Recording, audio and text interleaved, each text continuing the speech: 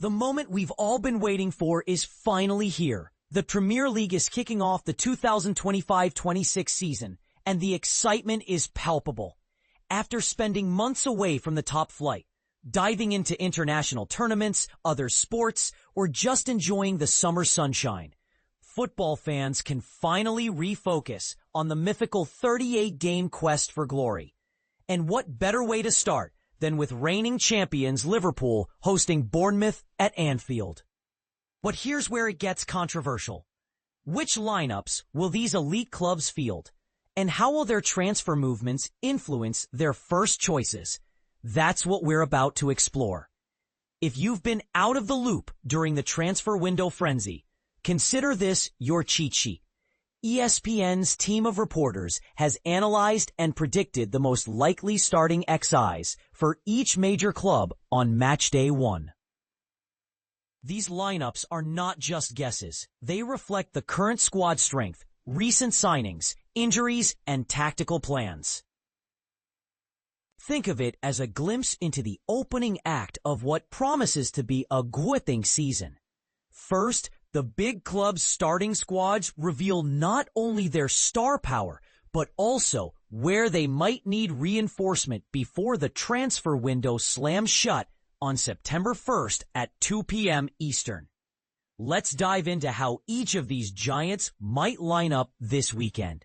Arsenal, fresh from a buzzing summer of transfers, has fans excited. But many new faces might have to wait a bit before they truly settle into the first 11, especially with a challenging opener at Old Trafford. Still, given the flood of injuries last season, simply returning key players like Kai Havertz, Gabriel Magalhaes, and Ben White will bring new energy. If Havertz leads the attack, veteran signing Victor Gyökeres might have to settle for a bench role initially, but all eyes will be on his debut impact once he's introduced. The most promising newcomer to potentially start is midfielder Martin Zubimendi, who had an impressive preseason and has ignited enthusiasm among supporters. He's likely to partner Declan Rice and Martin Odegaard in the engine room. Meanwhile, winger Gabriel Martinelli, who was in great form preseason until an injury in Singapore, should definitely start against Manchester United, providing pace and creative spark on the left flank. Unai Emery's Aston Villa has already faced some challenges, including an injury to goalkeeper Emiliano Martinez and the departure of key players. Their summer signings like Marco Bizet will make their debut, replacing the suspended Martinez. The squad's depth means squad rotation, but strength in midfield, bolstered by Amadou Onana and Boubacar Kamara, could be vital in facing Newcastle's physical style. Ollie Watkins and Jacob Ramsey look sharp after preseason, giving Emery options up front.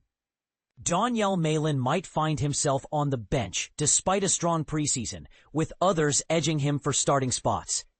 Chelsea's preseason hiccup was a huge blow, losing Levi Colwill to an ACL injury on day 1. It immediately shook up their plans, forcing manager Enzo Maresca into some quick decisions. Despite a squad packed with talent, the injury crisis means the starting lineup might mirror the one that won the Club World Cup, given the limited preparation time. Young talents like Jorel Hato may wait their turn, while more experienced defenders like Tosin Adarabioyo and Trevoh Chalobah could anchor the defense. Reece James' availability remains uncertain. If he's not fit, Andre Santos might step into the role beside Moises Caicedo. The squad's depth means options, but consistency is key early on. Liverpool, the reigning champions, are eager to strengthen before the window closes, particularly at attack and center back.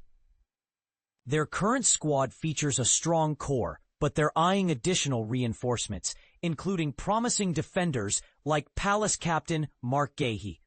Pep Guardiola's Manchester City is also looking to fine-tune their lineup after last season's injury chaos. Who will fill the right-back role without Kyle Walker? Rico Lewis, though inexperienced at times, remains a candidate, alongside Nunez and Akanji. For City, Haaland and Foden are guaranteed starters, if fit, with exciting options like Omar Marmoush and Rayan Cherki vying for wide roles. Manchester United's setup remains steady, 3-4-3, with new attacking options like Matheus Cunha and Benjamin Sesko expected to lead the line in development. Bruno Fernandes might find himself deeper in midfield more often as the squad invests heavily in goal scorers, reshaping roles. The back line is still settling, especially with Lisandro Martinez injured until after the international break. Players like Maguire, De Ligt, and Euro could feature in the meantime. Newcastle's summer has been somewhat turbulent. Missed transfer targets and speculation about injured star Alexander Isak cloud the start. With bounce-back players like Anthony Gordon taking the lead, the focus is on regrouping after a frustrating window.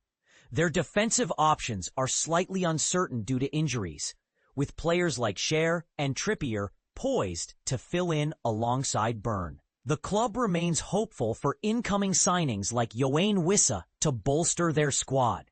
And the Spurs, fresh from an experimental UEFA Super Cup appearance, face a season of transition. With key players out due to injury, including Maddison and Kulusevski, new signing João Palhinha is expected to feature from the start, alongside Richarlison and possibly Mohamed Kudus, who continues to impress. Their defense looks solid, with Romero and Van de Ven anchoring the backline, though their overall readiness for the opening weekend might remain a question mark. In a nutshell, this weekend's games will set the tone for what promises to be an intensely competitive season. But here's the real point of debate. Are these predicted lineups truly the best options? Or are they just a glimpse of the chaos and surprises that lie ahead? Every season seems to bring its share of shocks, and the opening matches are often where underdog stories begin. So who do you see pulling off the biggest upset? And which squad do you think still needs more reinforcement before the transfer deadline? Drop your thoughts and start the conversation.